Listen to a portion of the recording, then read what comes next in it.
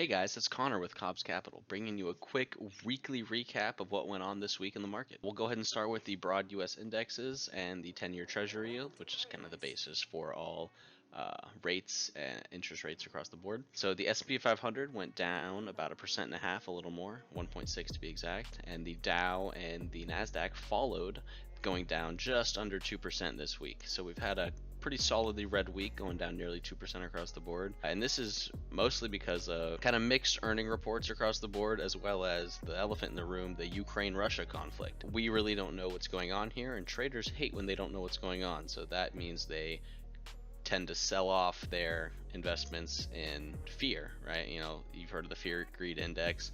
A lot of people end up saying, okay, well, I don't know what's going to happen, so I'm going to go all into cash just to stay safe. And that's a respectable thing to do, and a lot of people are doing that right now, which is why we're seeing this broad selling across the board. You know, we're seeing all sorts of low volume, there's not a lot of people trading, and a high volatility. So if somebody decides to make a move, a whale, we're going that way, essentially.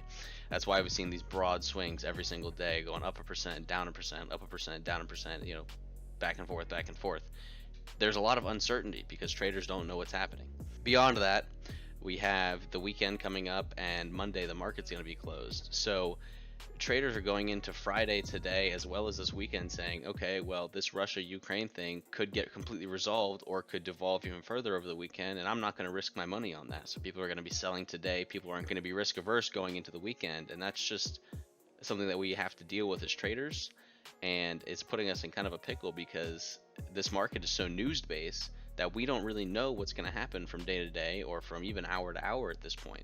So it puts us in this high volatility state that we're in currently. Well, that's that though, and beyond that, we have some pretty heavy hitting earnings this week. To name a few, there's Roblox, Nvidia, Shopify, Walmart, Roku. I'll go through those five. There are many others. Finviz.com is very helpful for that. So we'll go ahead and start with Nvidia, the heaviest hitter, one of the top 10 biggest companies in the world.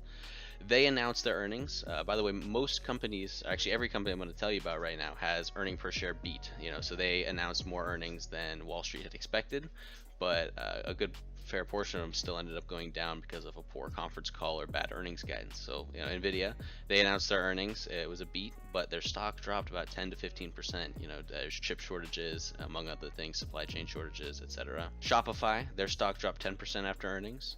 Walmart, their stock went up, a good solid blue chip consumer cyclical stock. Roku, one of the heaviest drops since this recent fall down of these high growth stocks. They had a high recently a few months ago of $490, and their stock is currently sitting at 100.